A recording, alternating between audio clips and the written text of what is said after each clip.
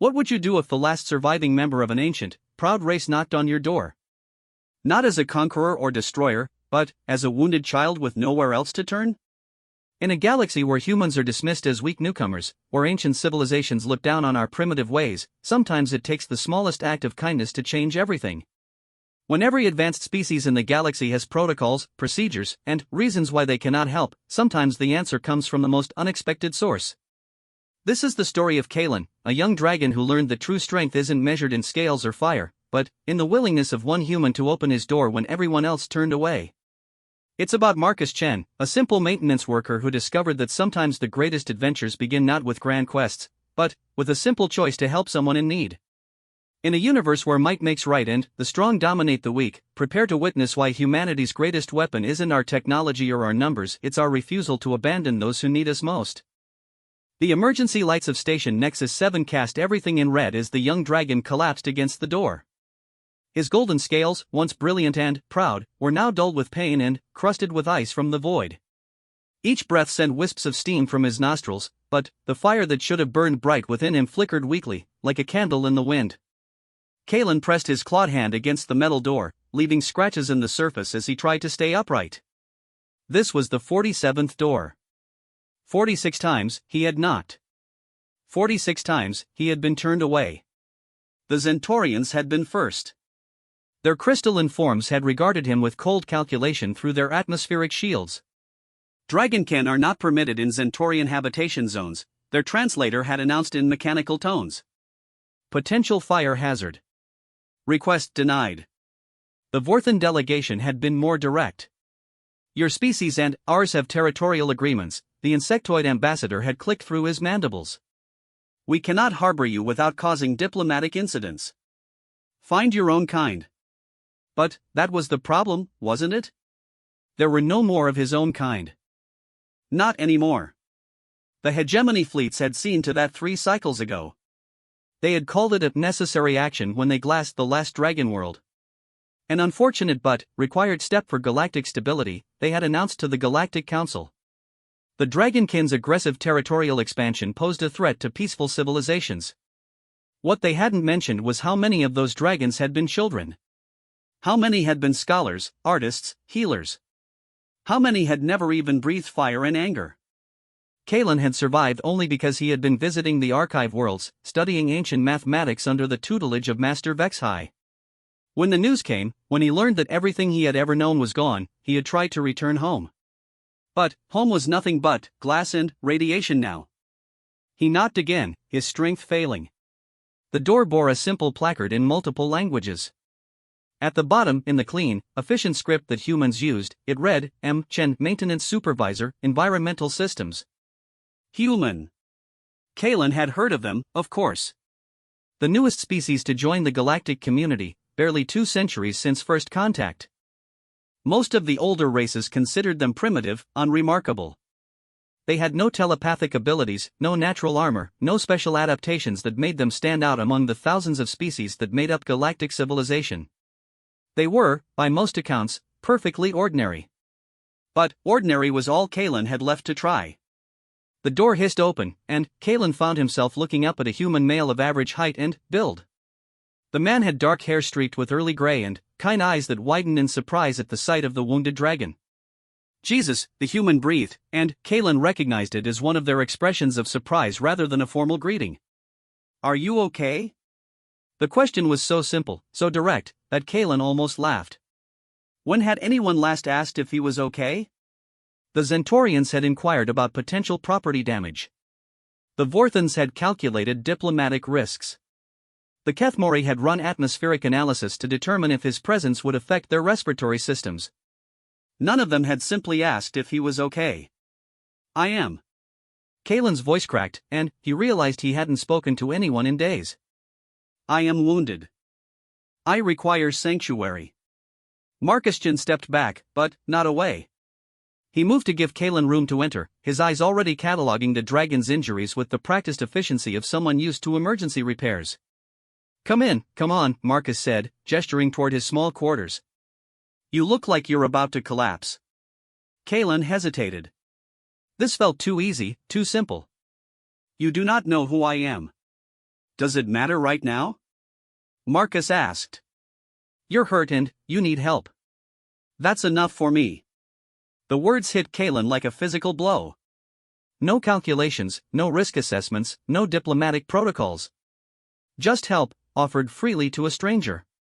He stumbled into the human's quarters, his legs finally giving out as the warmth of the room began to thaw the ice that had formed on his scales during his time in the station's outer rings. Marcus caught him, surprisingly strong for his size, and helped lower him to the floor.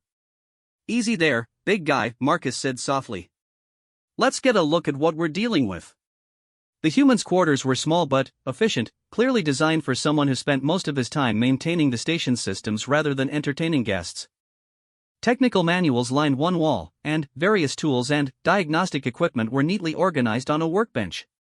It was, Kalen realized, the most welcoming place he had seen in months. Marcus knelt beside him, his hands gentle as he examined the worst of Kalen's wounds. A deep gash along the dragon's left flank had been hastily sealed with emergency gel, but it was clear that proper medical attention was needed. What happened to you?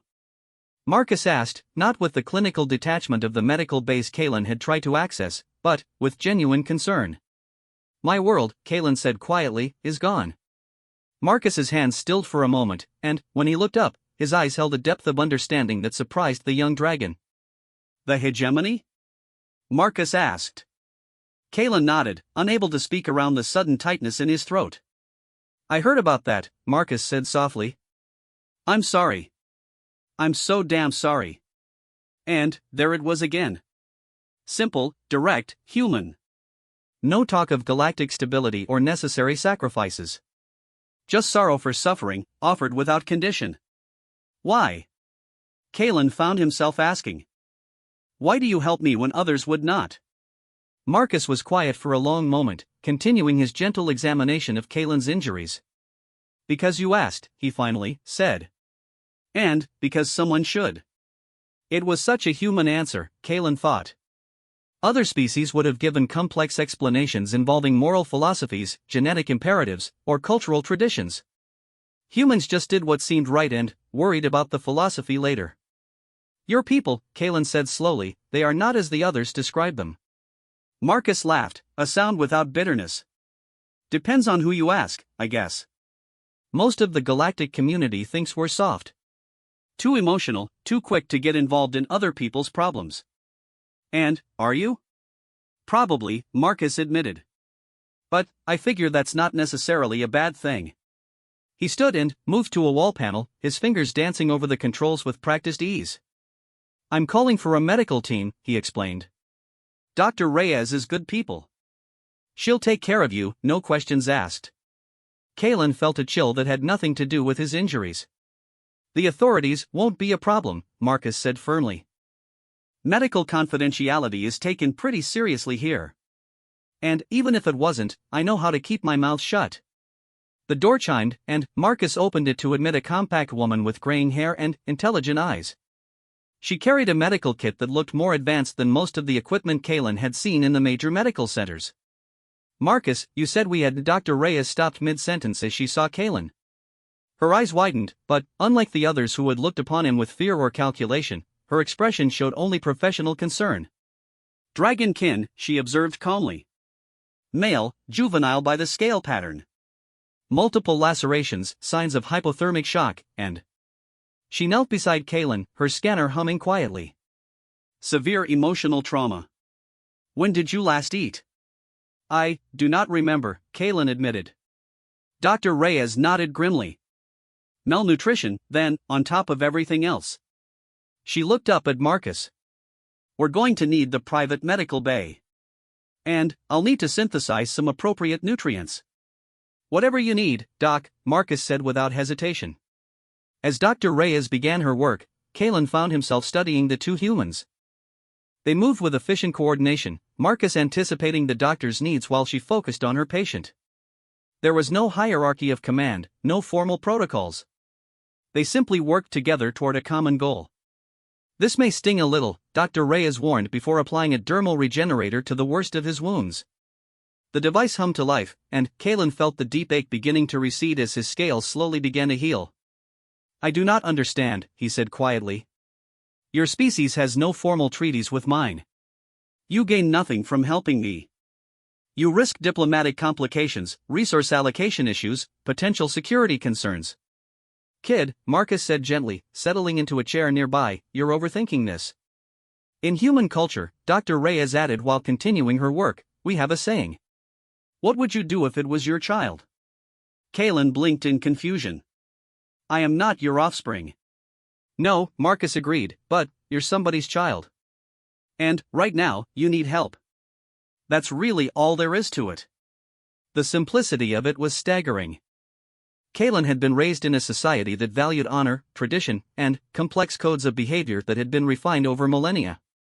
The dragons had protocols for everything, elaborate ceremonies that governed interaction between individuals and clans. Humans, apparently, just helped when help was needed. The others, Kalen said slowly, they said I should find my own kind. The look that passed between Marcus and Dr. Reyes was loaded with meaning that the young dragon couldn't quite interpret. Yeah, well, Marcus said carefully, that's not always possible, is it? Marcus lost his family in the Beta Centauri incident 5 years ago, Dr. Reyes said quietly, her hands never pausing in their work. Mining accident caused by faulty hegemony safety equipment. Marcus shrugged, but Kalen could see the pain that flickered across his features. Sometimes your family is what you choose to make it. The words hung in the air as Dr. Reyes finished her preliminary treatment. Kalen's wounds were sealed, his strength was beginning to return, and, for the first time in months, he felt warm. But, more than that, he felt something he had thought lost forever. He felt hope. The Galactic Council will not approve of your actions, Kalen warned, though part of him hoped desperately that they would ignore his words. The Galactic Council, Marcus said with a slight smile, can kiss my ass. Dr. Reyes snorted with laughter. Marcus has strong feelings about interstellar bureaucracy. They talk a lot about universal rights and dignity of all sentient life, Marcus explained. But, when it comes time to actually act on those principles, there's always a reason why it's somebody else's responsibility. The hegemony has significant influence, Kalen said quietly.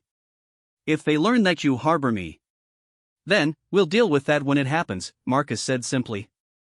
Cross that bridge when we come to it. Another human saying, Kalen realized. They had dozens of them, little bits of practical philosophy that seemed to guide their actions. Unlike the elaborate moral codes of the older species, human wisdom appeared to be built from experience rather than theory. But, why risk it? Kalen pressed. I am nothing to you. My people are gone. I have no resources, no political connections, nothing to offer in return. Marcus leaned forward, his expression serious. Let me tell you something about humans, Kalen. We've been the new kids on the galactic block for 2 centuries now. Every other species out there has advantages we don't have. Better technology, longer lifespans, natural abilities that make them superior to us in one way or another. He paused, gathering his thoughts. But, there's one thing we do better than anybody else, Marcus continued. We remember what it's like to be small and scared and alone.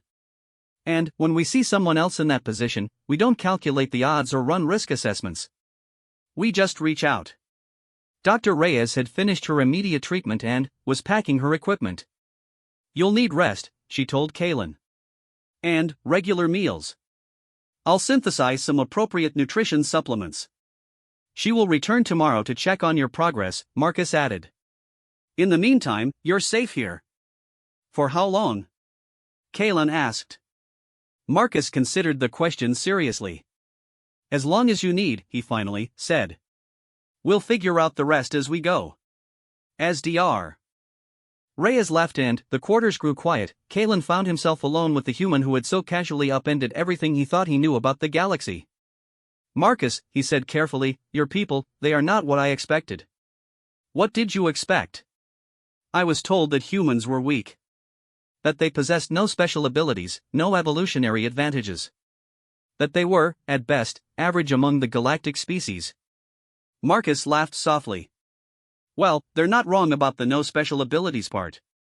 We can't read minds or breathe in space or project energy fields. Then, what makes you?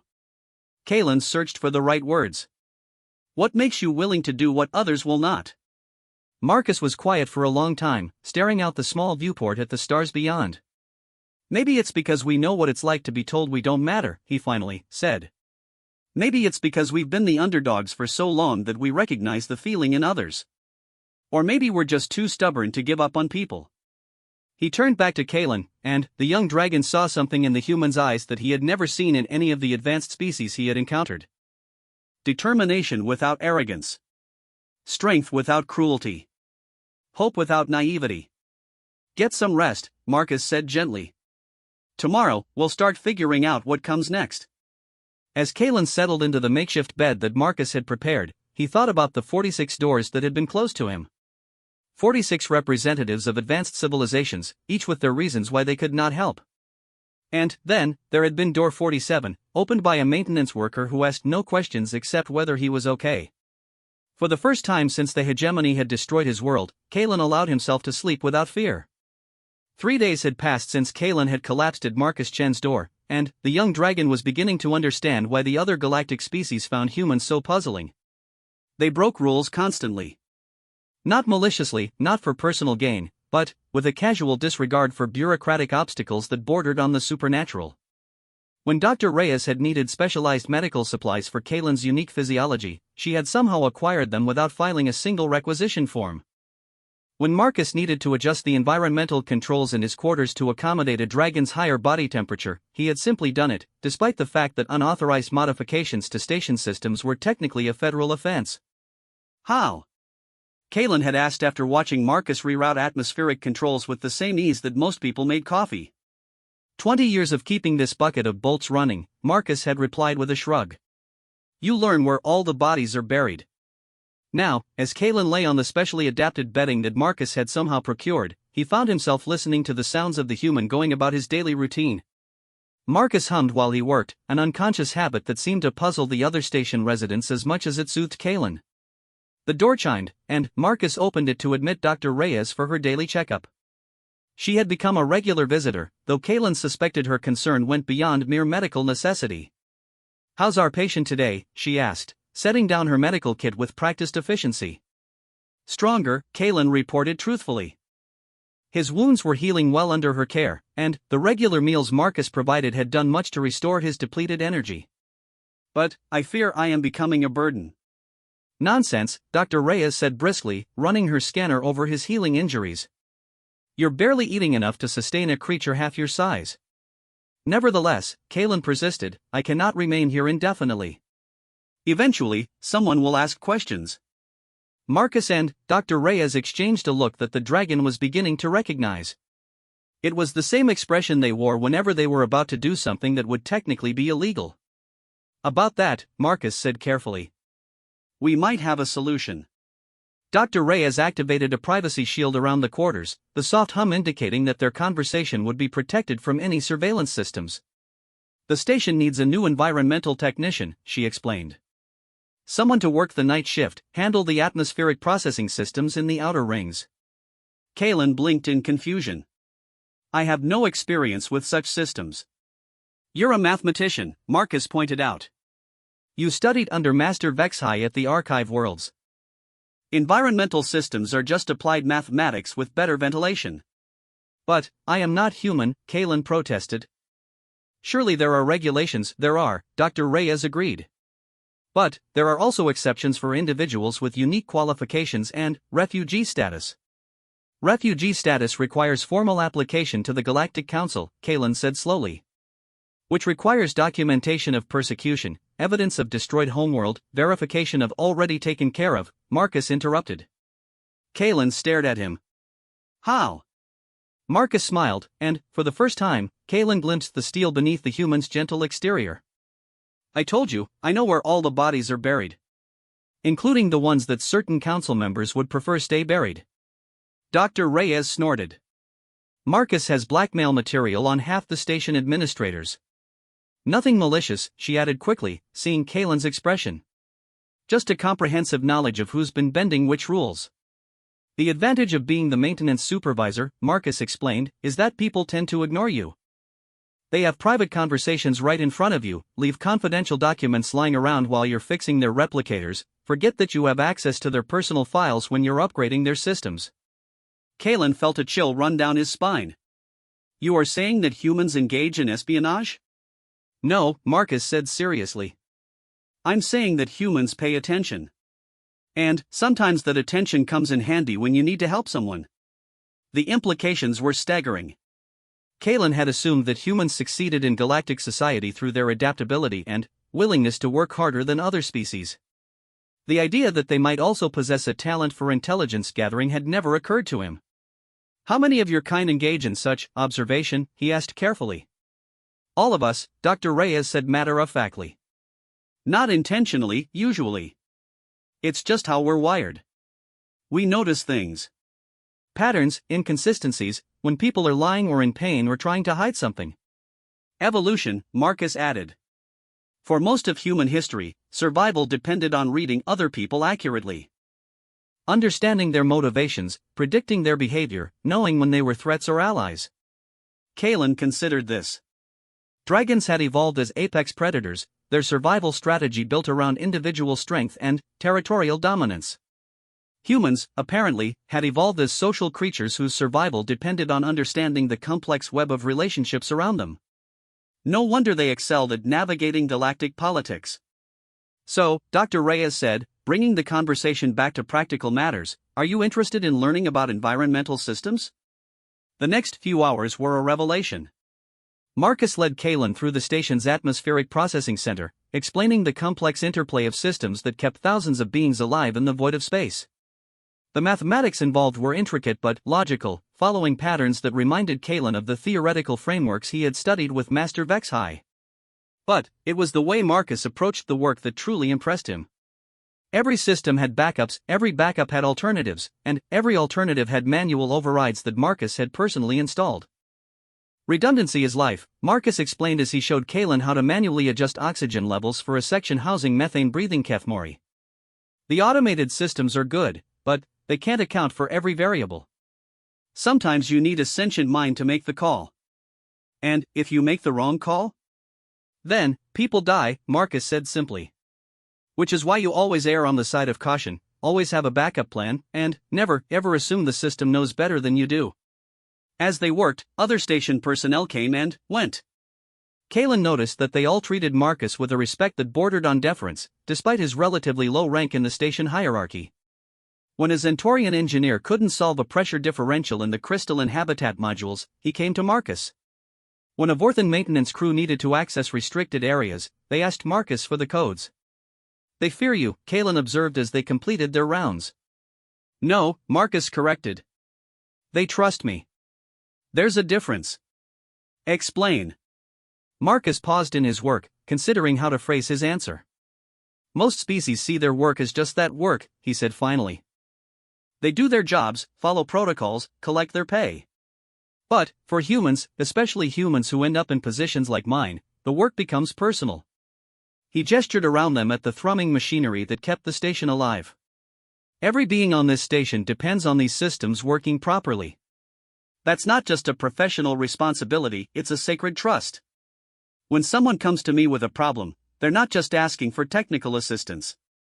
They're asking me to keep their world intact.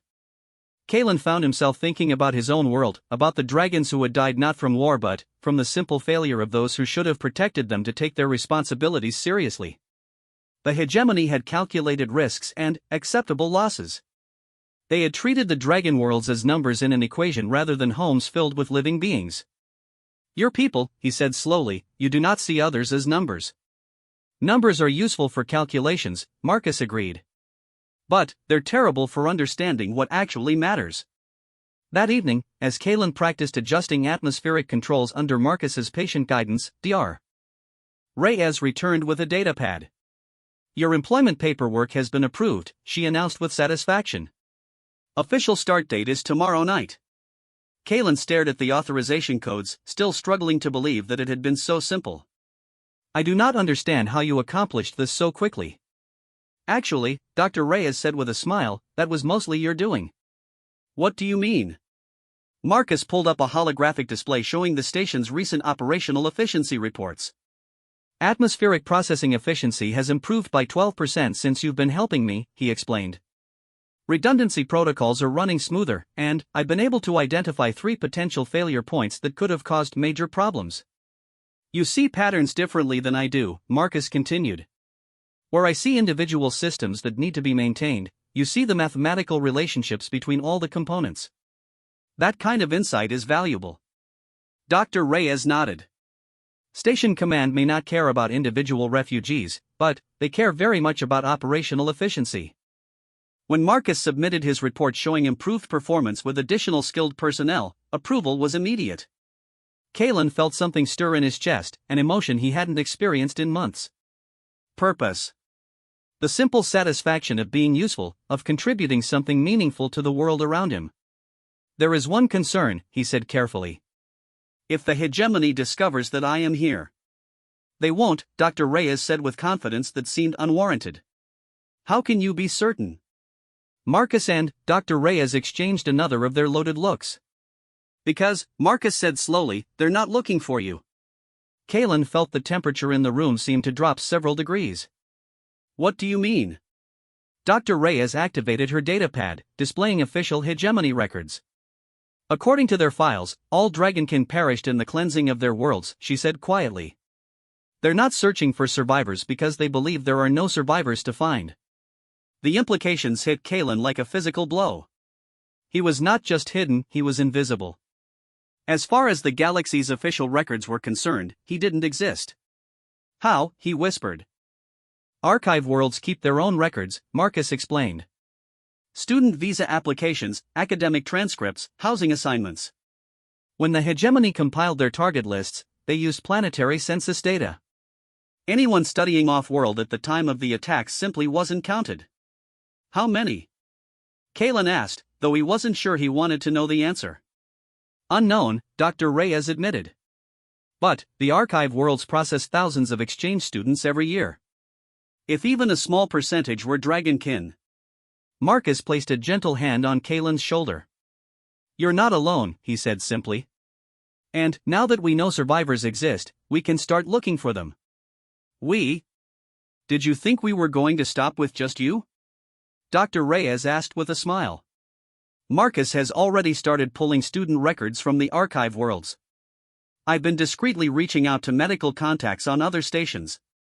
If there are other survivors out there, we'll find them. Kalen stared at these 2 humans who had taken it upon themselves to not just save one lost dragon, but to potentially rebuild an entire species from scattered survivors.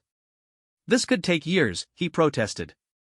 It would require resources, coordination, risks that could compromise your own positions. Yeah, Marcus agreed. So? The simple question stopped Kalen cold. In dragon culture, such an undertaking would require careful planning, formal treaties, resource allocation agreements that could take decades to negotiate. The humans were apparently just going to start tomorrow and figure out the details as they went. Your species, Kalen said with growing wonder, is insane.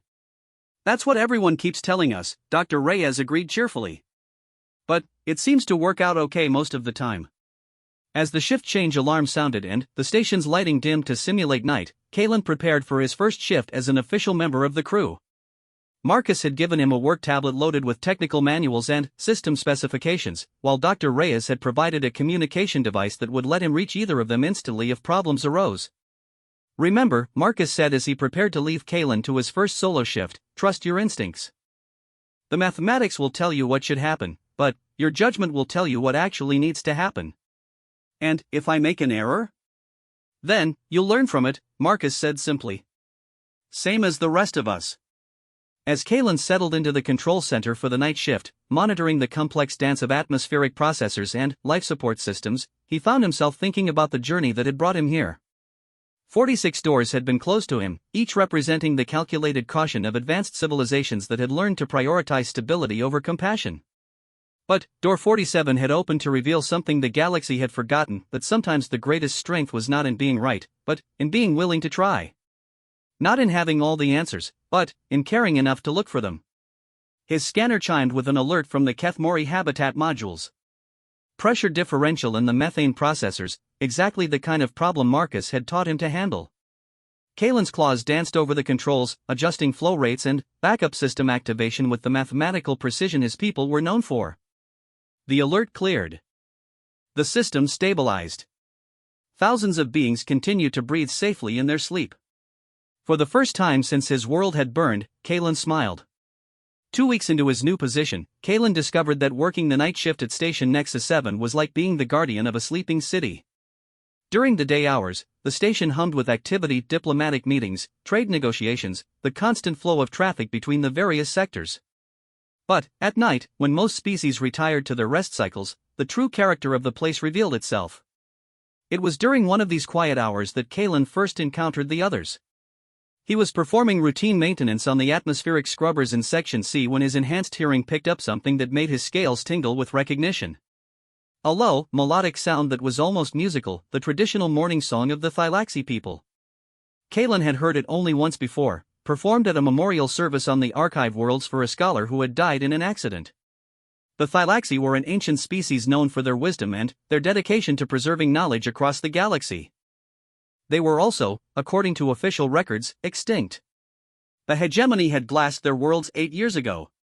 Moving silently through the service corridors, Kalen followed the sound to its source.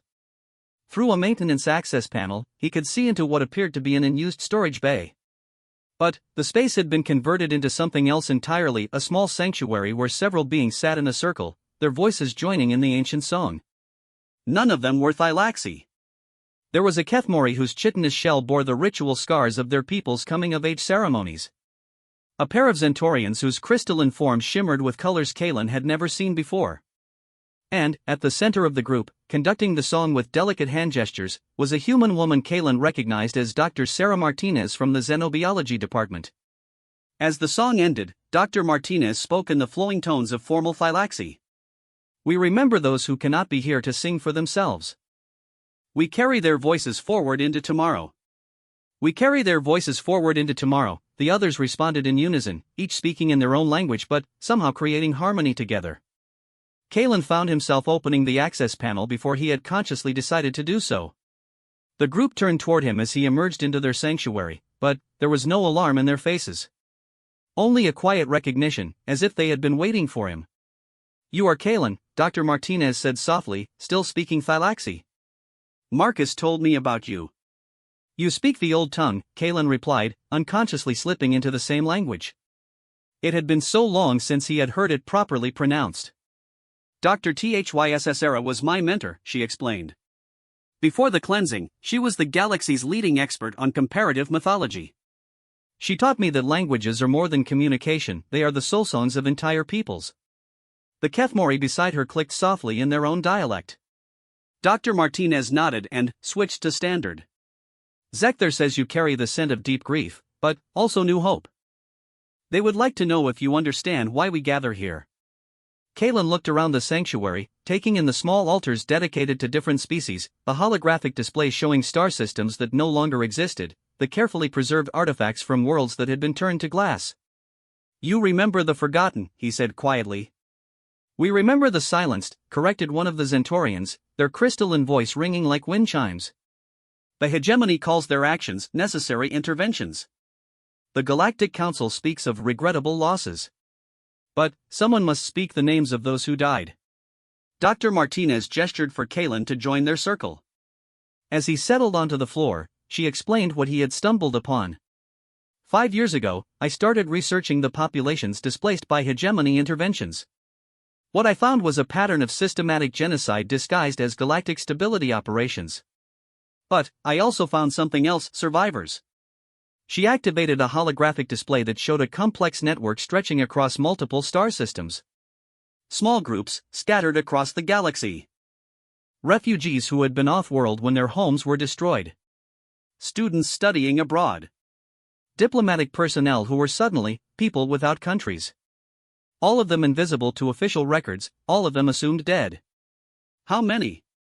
Kalen asked, though he dreaded the answer. "Thousands," Zekthar clicked. "From 47 different species that the hegemony has cleansed over the past century." The number was staggering. Kalen had assumed that the dragons were unique in their tragedy, but the hegemony's appetite for genocide was apparently vast and systematic. "What do you do for them?" he asked. "Whatever we can," Dr. Martinez replied. "False documentation, safe transportation, medical care, employment. Marcus isn't the only human who's good at creative interpretations of regulations. She smiled slightly. Humans excel at bureaucratic creativity. We find loopholes, exploit gray areas, and, when all else fails, we simply ignore inconvenient rules. It's surprisingly effective. The Zentorian named Shesky pulsed with soft blue light, their method of indicating agreement. Your species approaches law as a suggestion rather than absolute truth, they observed.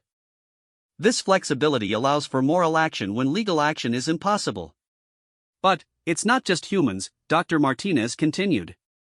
Every species here has members who refuse to accept that genocide is an acceptable price for stability. We work together, share resources, protect each other. Kalen thought about Marcus and Dr. Reyes, about their casual disregard for regulations when helping him. He had assumed it was simple human kindness, but apparently it was part of something much larger. An underground railroad, he murmured, using a human historical reference that Marcus had taught him. An appropriate metaphor, Dr. Martinez agreed. Though our conductors come from many species, and our destinations are scattered across the galaxy. Over the following weeks, Kalen found himself drawn into this hidden network. His position as an environmental technician gave him access to areas of the station that most people never saw, while his mathematical background made him invaluable for planning complex logistics. He learned that Dr. Reyes wasn't just the station's chief medical officer, she was also the local coordinator for medical supplies that found their way to refugee populations across the sector. Marcus's knowledge of station systems allowed him to hide power signatures and life sign readings when necessary, making it possible to house refugees temporarily without triggering security alerts. But the scope of the operation was far larger than anything Kalen had imagined. "Show him the archive," Dr. Martinez said one evening as their usual gathering wound down. Zekthar activated a hidden panel in the floor, revealing a data storage system that probably violated a dozen different security protocols. But what it contained made Kalen's breathing stop entirely. "We preserve what the hegemony destroys," Zekthar explained. "Every fragment of culture, every piece of art, every scientific discovery from the cleansed worlds. When they glass a planet, they believe they erase a people entirely. But memory is harder to kill than flesh." The archive contained terabytes of data from dozens of extinct civilizations. Music, literature, scientific theories, philosophical treatises, children's games, cooking recipes, the entire cultural heritage of peoples who were supposed to have vanished without a trace. "My people's mathematics texts," Kalen breathed, seeing familiar symbols scrolling past on the display. "Recovered from the archive worlds 3 days after the cleansing," Dr. Martinez confirmed. "Along with about 2,000 other Dragonkin academic works. Your Master Vexhi's research on temporal mathematics is particularly remarkable." Kalen felt tears he hadn't known were possible burning at his eyes. Master Vexhi's work survived. The mathematical theories that his mentor had spent centuries developing were not lost. "How?" he whispered. "Human graduate student named Chen Wei," Zekthar replied with what might have been amusement. "He was supposed to be backing up biological research data. Instead, he copied everything he could access in the 72 hours before hegemony forces arrived." "Wei is Marcus's nephew," Dr. Martinez added. "He's currently working with survivors on New Terra, helping to establish the first Dragonkin Cultural Preservation Center." The idea that not only had humans saved him, but that they had also preserved his people's heritage, left Kalen speechless. But Dr. Martinez wasn't finished. "There's something else," she said gently. "Something we've been waiting to tell you until we were certain you were ready." She activated another section of the archive, and, suddenly, Kalen was looking at something impossible: recent communications logs from 17 different locations across the galaxy. "We've found them," Dr. Martinez said softly. "Other dragons. 43 confirmed survivors so far, with reports of at least 20 more who haven't yet been contacted." Kalen stared at the names on the screen.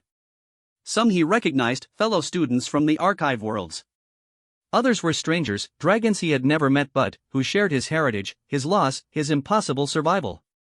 "They're alive," he whispered. "Very much so," Shesky chimed. "And, like you, they believe they were alone. The network has been carefully reaching out, confirming identities, establishing secure communication channels. Would you like to speak with them?" The next few hours passed in a blur of emotional video calls. Kalen found himself face to face with other survivors, sharing stories of loss and survival, grief and hope. Each conversation reinforced the same startling truth: none of them had been found by their own kind or by the established galactic authorities. Every single survivor had been helped by members of other species who had simply chosen to act when action was needed. The Vorthan ship captain who hid me in his cargo hold for 6 months reported a dragon named Thysera from the Outer Rim. He knew the risks, but he said no child should die for the crimes their species is accused of. A Zentorian diplomatic family adopted me as their ward, added another survivor. They claimed I was their cultural attaché, gave me legal protection under their embassy status. Story after story, act after act of compassion from beings who had no obligation to help, no political gain to achieve, no reward to claim except the knowledge that they had done what was right. But the humans were different.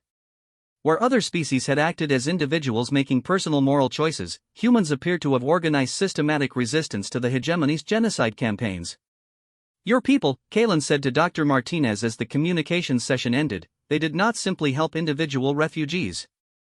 They created an entire infrastructure for preserving what the hegemony sought to destroy. Someone had to, Dr. Martinez replied simply.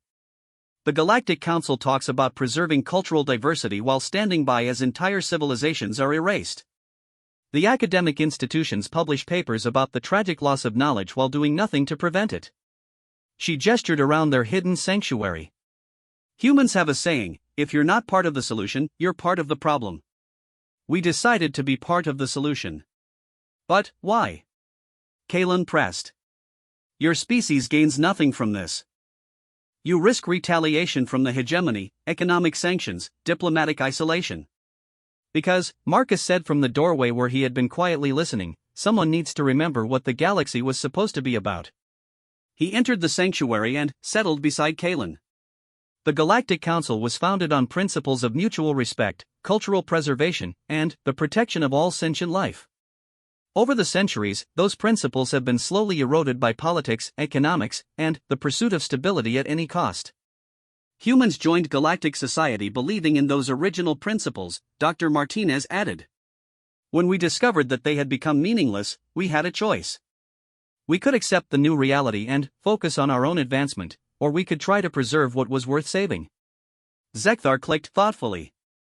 Your species chose preservation over pragmatism. Most interesting.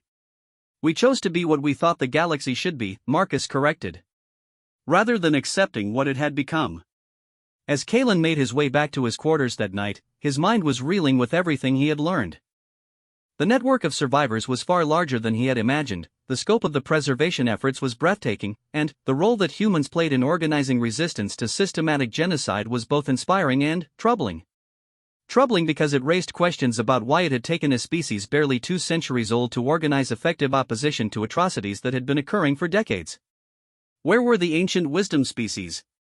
Where were the civilizations that claimed moral authority based on millennia of philosophical development? The answer, Kalen was beginning to understand, was that they were too sophisticated for simple moral action.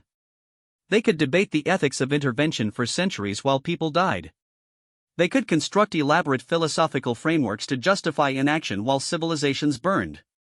Humans, with their primitive emotional responses and their inexplicable tendency to treat abstract principles as actionable imperatives, simply did what needed to be done.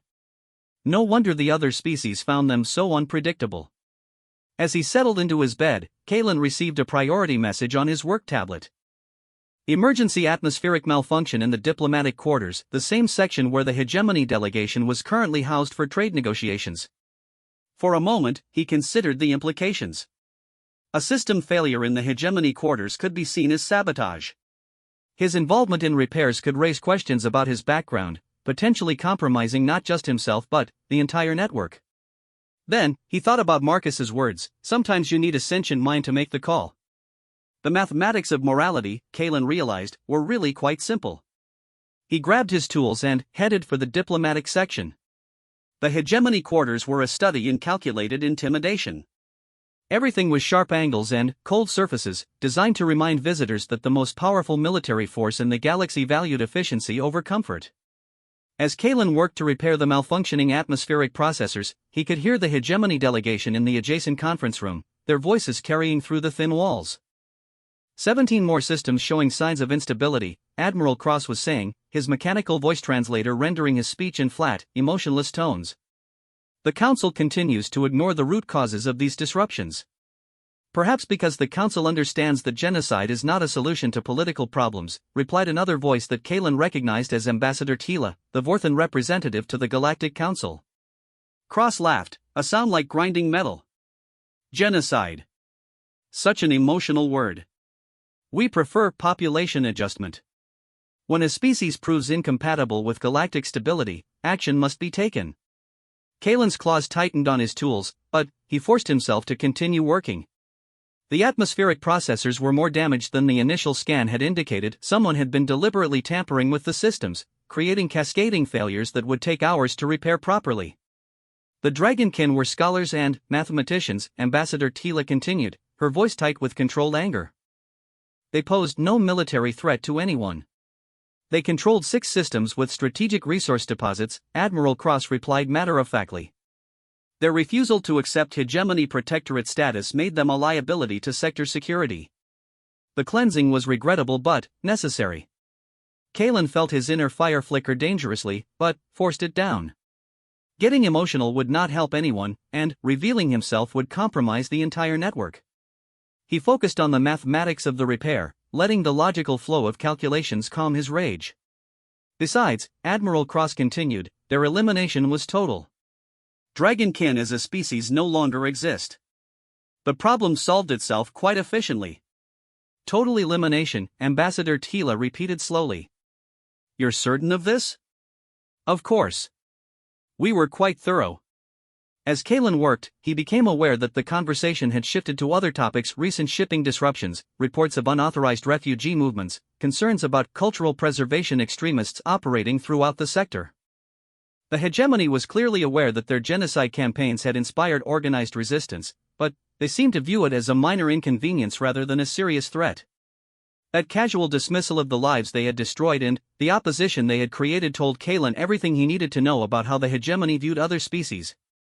They were not evil in any dramatic sense, they were simply indifferent to suffering that didn't directly affect their objectives. The atmospheric system came back online just as the conference room door opened. Admiral Cross emerged, followed by his aide and several other hegemony officials. They were deep in conversation and paid no attention to the maintenance worker hunched over the environmental controls. The human problem grows more concerning, the aide was saying in the clicking language of the hegemony's client species. Their tendency toward emotional decision-making makes them unpredictable. Agreed, Admiral Cross replied in the same language, apparently unaware that Kalen could understand every word. But their technology remains primitive, their military insignificant. They may cause minor disruptions, but they pose no real threat to our objectives. What about reports of human involvement in refugee smuggling? Investigate, but do not act without clear provocation.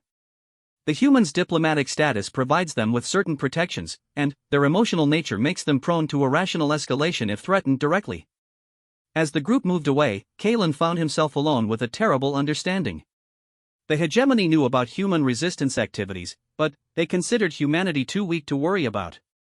They were allowing the refugee network to operate because they believed it would ultimately accomplish nothing meaningful. The casual arrogance was breathtaking. And potentially fatal for everyone involved in the network. Kalen finished his repairs and made his way back to the environmental center, his mind racing with implications. He needed to warn Marcus and Dr. Martinez, but he also needed to think carefully about how much to reveal about what he had overheard. He found Marcus in the main control room, reviewing overnight efficiency reports. The human looked up as Kalen entered, immediately noticing his expression. Problem with the hegemony repairs? Marcus asked. The repairs went fine, Kalen replied carefully. But I may have learned something that the network needs to know. Marcus activated a privacy screen and gestured for Kalen to continue. They know, Kalen said simply. About the refugees, about human involvement, about organized resistance to their campaigns. They know, and they are allowing it to continue. Marcus was quiet for a long moment. How certain are you about this? Completely. I heard Admiral Cross discussing it directly with his staff. In standard? In hegemony military dialect. They assumed I couldn't understand. Marcus raised an eyebrow. Dragonkin linguistic education is apparently quite comprehensive. Master Vexhai believed that understanding multiple languages was essential for mathematical research, Kalen explained. You cannot truly comprehend alien mathematical concepts without understanding the thought patterns embedded in their language. Lucky for us, Marcus said grimly. What exactly did you hear? Kalen relayed the conversation in detail, watching Marcus's expression grow increasingly troubled as the implications became clear. They think we're harmless, Marcus said finally. They think you are emotional and primitive, Kalen corrected. They believe that human resistance efforts are ultimately meaningless because humans lack the power to create lasting change. Marcus laughed, but there was no humor in it. They might be right. I do not believe so, Kalen said quietly. They make the same error that many species make when evaluating humanity. They measure your strength in terms that they understand: military force, technological superiority, political influence. They do not recognize the nature of your actual advantages. Which are? Kalen considered how to explain what he had observed over the past weeks. You think differently, he said finally. When faced with a problem, most species look for solutions within established frameworks. Dragons seek to dominate through strength. Centaurians calculate optimal outcomes. Vorthans build consensus through negotiation. Each approach has merit, but each is also limited by its own assumptions. He gestured around them at the station's environmental systems. Humans look at the same problems and ask a different question. Not how do we solve this within acceptable parameters, but what needs to happen to make this work? And then, you make it happen, regardless of whether the established frameworks support it. Marcus nodded slowly. Bureaucratic creativity. More than that. Conceptual flexibility. The ability to redefine problems in ways that make solutions possible. Kalen paused. The hegemony assumes that because they control the formal power structures, they control the outcome. But humans excel at achieving objectives through informal power structures. The network, Marcus realized, is just the beginning, Kalen agreed. You have created something that operates outside the traditional frameworks that the hegemony understands. They cannot control it because they cannot even properly recognize what it is. Over the following days, Kalen found himself thinking more and more about the broader implications of what he had learned. The network was larger than he had initially understood, but it was also more vulnerable than its organizers realized. The hegemony's current indifference could quickly turn to active hostility if they began to see it as an actual threat rather than an emotional indulgence. But there was something else, something that had been nagging at the back of his consciousness since his first meeting with the survivor group. Dr. Martinez, he said during their next gathering, how long have you been documenting hegemony genocide campaigns? About 8 years, she replied. Since the Thylaxi cleansing. And how many species have been eliminated in that time? 17 confirmed, with reports of at least 6 more that haven't been verified. Kalen felt the pieces clicking together in his mind with mathematical precision. The pattern is accelerating, he said quietly. And the targets are becoming more strategic. Dr. Martinez frowned. What do you mean? Kalen activated the archives display system, pulling up data on the hegemony's targets over the past decade. As the information organized itself, the pattern became unmistakable. Early targets were primarily military threats, he explained. Species with advanced weapons technology, large fleets, territorial ambitions that conflicted with hegemony expansion. But, starting about 6 years ago, the pattern changed. The display highlighted the shift from military targets to species with advanced research capabilities, unique cultural achievements, or strategic resource control. The Thylaxi were philosophers and archivists. The Kethmori were master engineers. The Dragonkin were mathematicians and theoretical scientists.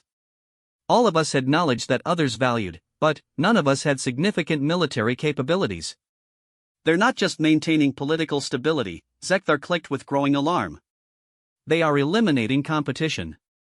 Intellectual competition, Dr. Martinez breathed. They're systematically destroying any species that might develop advantages the hegemony cannot control. Kalen nodded grimly. And, if the pattern continues, humans will eventually become targets. The implications hung in the air like a toxic cloud.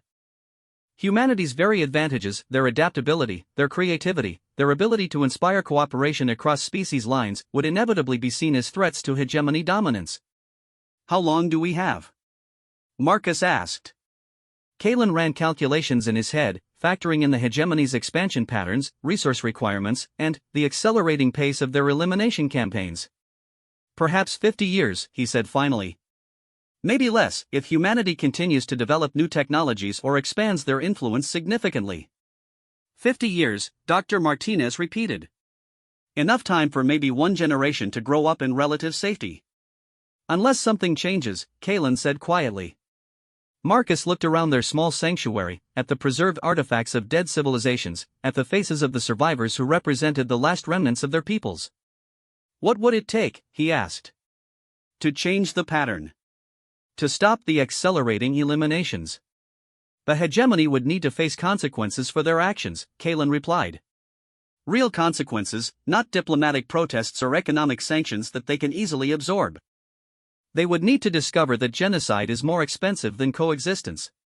Military action? Zekthar suggested. Would fail, Kalen said immediately. The hegemony's military advantages are too significant. Direct confrontation would only accelerate their elimination campaigns. What then? Dr. Martinez asked. Kalen thought about the conversation he had overheard, about the hegemony's dismissive attitude toward human resistance efforts. They saw emotional responses and primitive technology. They missed the growing network of cooperation that was developing across species lines, the preservation of knowledge that they thought they had destroyed, the mathematical precision with which humans were documenting their crimes. They assumed that their control of formal power structures guarantees their victory, he said slowly. But formal power structures can be made irrelevant if alternative structures become sufficiently robust. You're talking about replacing the Galactic Council, Marcus realized. I am talking about making the Galactic Council irrelevant, Kalen corrected. Building something that works so much better that the old system simply becomes obsolete. He looked around their circle at the representatives of supposedly extinct species, at the humans who had refused to accept genocide as the price of stability, at the growing archive of preserved knowledge that the hegemony thought they had erased forever. We are already building it, he said quietly. We just need to build it faster, larger, and more systematically than they can respond to. The mathematical beauty of it was elegant in its simplicity. The hegemony's power depended on other species accepting that the established order was the only viable option. But, if a better option existed, one that actually delivered the cooperation and mutual benefit that the Galactic Council had promised but failed to provide, then the established order would become irrelevant. And irrelevant powers, Kalen had learned, eventually became extinct powers. 50 years, Marcus said thoughtfully. That's not very long to replace a galactic government. No, Kalen agreed. But it might be enough time to build the foundation for something better. As their gathering ended and the participants dispersed to their regular duties, Kalen remained behind to contemplate the scope of what they were considering. Building an alternative to the Galactic Council would require resources, coordination, and a level of trust between species that had never existed before. But, looking around their sanctuary, at the artifacts of civilizations that had survived genocide, at the evidence of cooperation that the hegemony insisted was impossible, Kalen realized that the foundation already existed. It just needed to grow. 5 years had passed since Kalen first knocked on Marcus Chen's door, and the universe looked fundamentally different than anyone had expected. The change hadn't come through grand declarations or dramatic confrontations. Instead, it had grown quietly, like a vast root system spreading beneath the surface of galactic politics, invisible until it suddenly became impossible to ignore. Station Nexus 7 had become something unprecedented, a fully integrated multi-species community that operated on principles of mutual aid rather than hierarchical authority. Where the Galactic Council stations were segregated by species requirements and diplomatic protocols, Nexus 7 had developed adaptive environments where different beings could live and work together seamlessly. The innovation hadn't been technological, though the engineering solutions were impressive. The breakthrough had been social, the recognition that cooperation was more efficient than separation when everyone involved actually wanted it to work. Environmental processing efficiency is up another 8% this quarter, Kalen reported to the morning briefing, his role having evolved far beyond simple maintenance.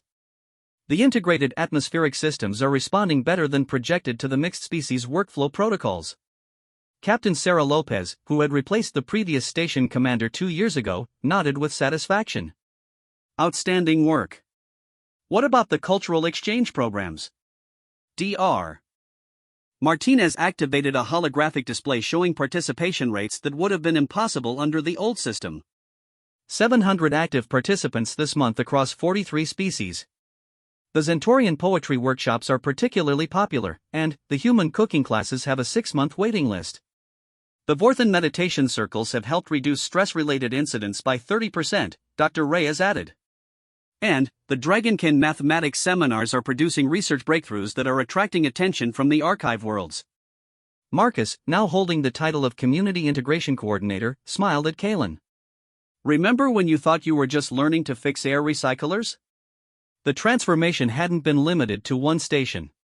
Across the galaxy, similar communities had emerged, places where the principles of the refugee network had evolved into something larger and more systematic. They called themselves integration zones, and they operated under a simple charter that prioritized actual results over political protocols. The Galactic Council had initially dismissed them as interesting experiments in cultural cooperation. The hegemony had viewed them as harmless indulgences that posed no threat to galactic stability. Both had been wrong. Kalen, Captain Lopez said, we need to discuss the new Terra proposal. The holographic display shifted to show a star system that had been uninhabitable for centuries due to atmospheric toxins from an ancient industrial accident. But recent advances in environmental restoration, developed through the collaborative research networks that had emerged from the integration zones, suggested that the world could be made livable again. The Survivors Council has voted to proceed, Kalen reported. Representatives from 17 extinct species have agreed to contribute to the restoration effort in exchange for settlement rights. It was an unprecedented project. Dragonkin mathematical models, Thylaxi philosophical frameworks, Kethmori engineering expertise, and human organizational methods, all working together to literally rebuild a world. The hegemony response? Captain Lopez asked. Marcus pulled up diplomatic communications from the past week. Admiral Cross has filed formal protests with the Galactic Council. He claims that unauthorized settlement of restricted worlds violates territorial agreements. Unauthorized according to whom? Dr. Martinez asked with amusement. According to the Hegemony Expansion Charter of 2387, Marcus replied. Which was never ratified by the Galactic Council because most species refused to recognize hegemony authority over uninhabited systems. The legal complexities were fascinating to Kalen. The integration zones operated in the gaps between overlapping and contradictory galactic legal frameworks, taking advantage of the fact that the existing system had been designed for a universe where species remained largely separate.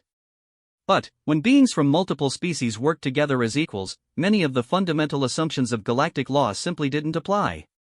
The real question, Captain Lopez said seriously, is whether the hegemony will escalate beyond legal protests. That was the concern that kept everyone awake at night. The integration zones had grown far beyond what anyone had anticipated, and their success was beginning to undermine the basic premises that justified hegemony dominance. If cooperation across species lines was not only possible but actually more effective than hierarchical control, then what was the purpose of the hegemony's military oversight? Intelligence reports from the network? Captain Lopez asked.